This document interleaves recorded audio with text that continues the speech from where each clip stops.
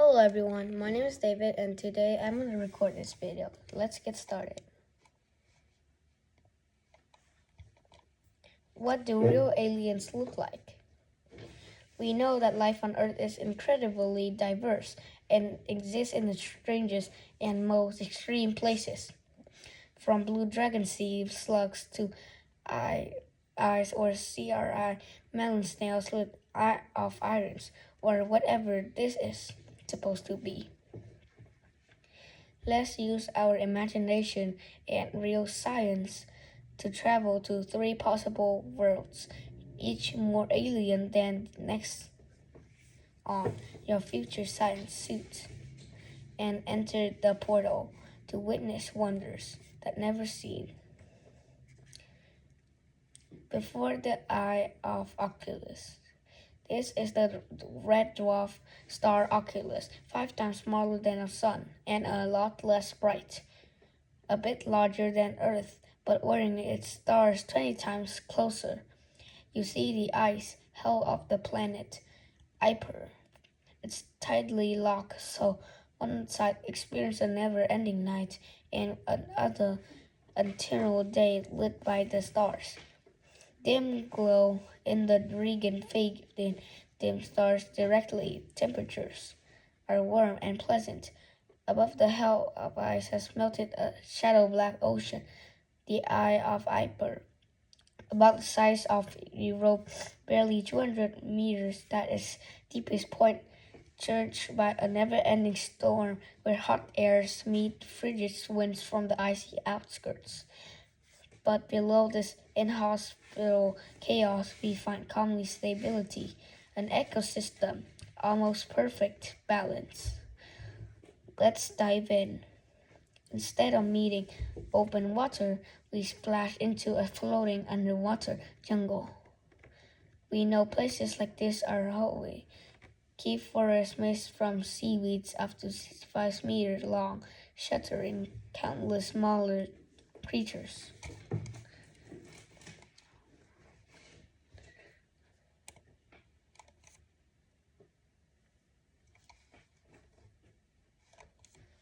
On Earth, we get abundant white sunlight, so our plants evolve to be green, absorbing the most useful red wavelets for photosynthesis and reflecting away the rest.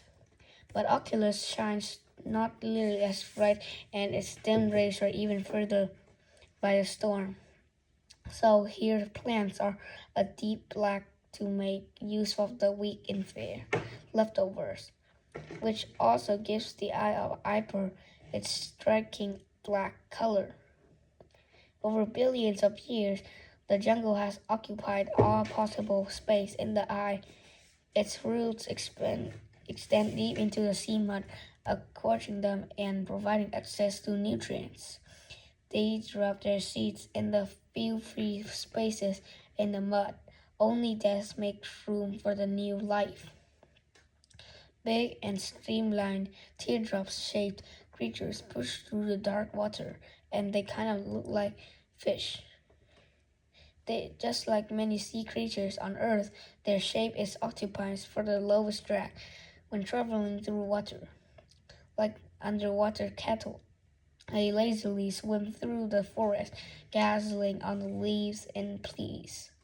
Suddenly, a patch of strong-looking leaves begins to move and strap around a distracted grazer, dragging it down, hungry jaws and a predator that has eons to adapt its camouflage to full its play, but not only by imitating leaves. Both hunter and prey never evolved eyes in this dark underwater. Instead, they do battle with sounds and textures. Listen, there's a whole cacophony down here. Countless species are singing to each other, sending warnings or invitations, forming a collective song, like the noisy jungles of Earth, except how monkeys and screaming peers are replaced by chattering seeds and ears poking at the mud with snapping pincers, squeaking spike gloves loaded with poison. and the failing fins of the starfish-shaped gatherers hunting small prey. Beautiful and unsettling in this stable and never-changing ecosystem. Their music will never end for billions of years. You seem to have been noticed, and blind creatures are calling towards you. You want to explore this world, not to become part of it. So it's time to leave.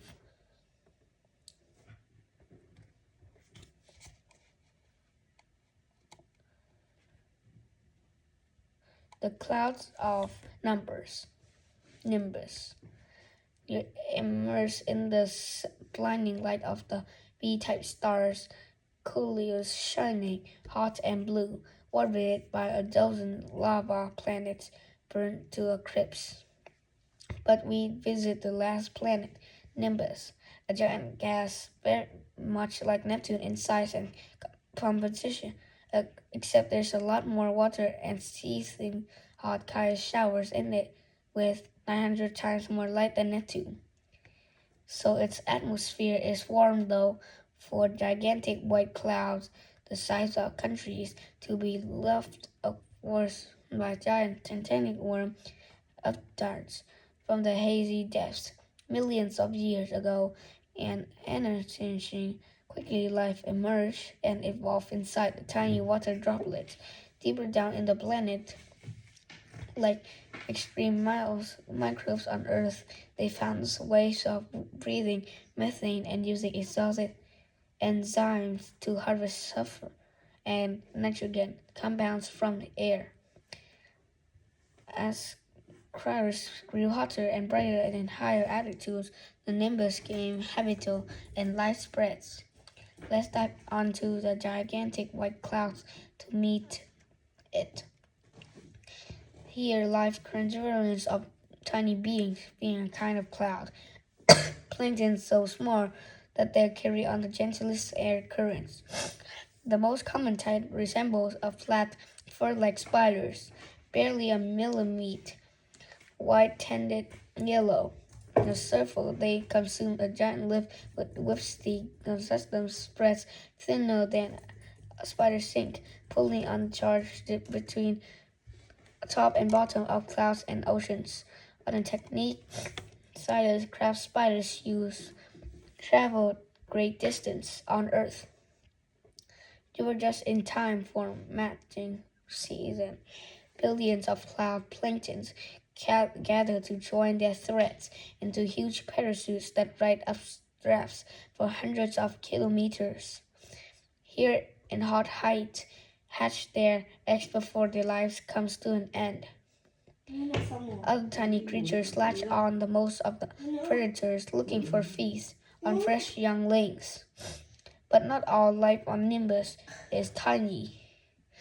The other way to stay up sky forever is to become a living thing, a living balloon like the enormous sky whales, taller than a skyscraper, almost completely made of wafer's thin membrane. They heat up and trap gases, making them less dense than the air around them, giving them a buoyancy. The bigger the gas envelope, the more lift it produces, so the sky whales evolved to be as large as possible. A lumpy car-sized spherical bag of organ fangs at its bottom. Heating up all this gas requires a lot of energy. Spread the spherical body open up and unfolding and lowering huge sticky nets into the white clouds. On Earth, the largest animal to ever exist, blue whales feed by filtering millions of tiny krill each day. Similarly, the sky whales of Nimbus filter sky's planktons out of the clouds. Most is consumed right away and burnt in specialized glands to generate heat, and the rest is converted into an orange and energy-dense nectar for later. This nectar is the most valuable resources on Nimbus. Numbers predators are looking for it, but none are hungry. So the frog-sized shed squid evolutionary conscience of the whales several times each sky whale, waiting for be too distracted or sleepy as a succulent meal jet squids, are far less efficient floaters, but they're able to superheat and expel gases in short bursts like a rocket. Like vampiric hummingbirds, their long and pointy beaks try to pierce their prey and lap up some of the nectar inside. Unlike the stable of Iper, life on Nimbus is doomed. B-type stars like Culeus is left for a few hundred million years at the most, and this time is coming to its end. And soon it will be burning its fuel astronomical around the rate and probably burn our gas giants.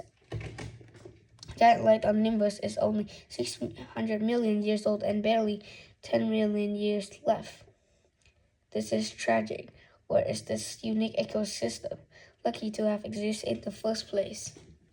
Something to ponder as you move on before your jetpacks run out of fuel. A fatal attraction. Alright is a yes-brown giraffe 13 times more massive than Jupiter, with magnetic field 60 times stronger than and belongs to the yellow star's surgeon, which about to disappear as high. It's shallow, but you're interested in Monier, one of the Earth's many moons, and it should get as much sunlight as Earth. But its 3-hour orbit around the brown dwarf means the days are extremely short. Gravity means here's 5% of Earth, so the moon can only hold on to a thin carbon dioxide atmosphere that doesn't retain much heat, so its average temperature is far below freezing. As its cold nights begins, a chill descends on Monier, and dry ice snows falls from the sky. A green, blue, and red aurora illuminates in the sky landscape made from stars, plasma clouds, and its magnetic field and striking Monier's atmosphere. The sturgeon system was born from a Neptune saturated with metals, so iron and lead are abundant. In this frigid cold and chalk full of toxic metal minerals, life have found unique ways to make a best of a bad situation. Using a mono-except water would freeze in a short night, and by accumulating magnetized minerals and Earth's magnetic fields, it's biologically on Earth species like orbers or reeds learn to sense magnetic fields. But life on Mars takes this to a whole another level. As surgeon rises and the red rays filter towards crescent yellow rush over the horizon. The snowfall stops and temperatures quickly rise. The ground creaks and multicolored liquid trickle from the fishes all around you. Self-organic system, just like on Jupiter's moon Europa, where screaming puddles start to unspoil and climb off the ground towards the bright star. Like Arctic flowers on Earth sprouting the short summer, these plants don't have a minute of daytime to waste. Their blossoms are saturated with magnetic minerals, making use of extreme magnetism and low gravity to levitate up to a kilometer into the sky, extending for sunset for as long as possible. Don't touch them. With a loud crack, the sky flower detaches and sails from the ground and drifts out of the reach. Suddenly, you're surrounded by hundreds of shiny creatures zoom by. They look like skating snails and can circle Monier faster than the sunset. From their head, they extend 2 long stalks that electrically combine and merge up to the top, a magnetic kite that drags them along the surface at breathtaking speeds. satellites form a symbiotic relationship with photosynthetic purple microorganisms that live in their shells. These biological solar panels produce sugars that they can share with the skaters in exchange for continuous starlight. If the skaters ever stop, they risk their partners freezing and death by starvation. From the harmonic scenery violently erupted as the ground splinters open and a spiked metal claw grabs a scale and crushes it.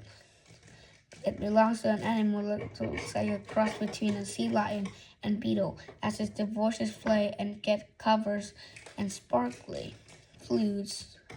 These ambushes hide in the crystalline ground, extending an array of electric-sensitive whiskers that they use to detect their prey and strike just as they zoom by. Like living landmines, they could be buried everywhere. Maybe you should end your stroll. The darkness will return soon. It's time to return to home. Back home. Earth. Warm and pleasant. It's good to be home. In the environment. You and all other life that's not made of and evolved in. But who knows, if you look at the countless flickering knives, there's maybe a countless strange worlds, home to life stranger than anything you've seen. Scientific speculation is fun, but also useful, giving us ideas about what we should look out for. And who knows, maybe a few thousand years, our destinations may actually visit exotic system, fly over white clouds the size of continents, or pet metallic animals, and maybe, just maybe, even talk to others like us, who are also marveling at all the strange life in our universe. So that's the end of my video, and goodbye.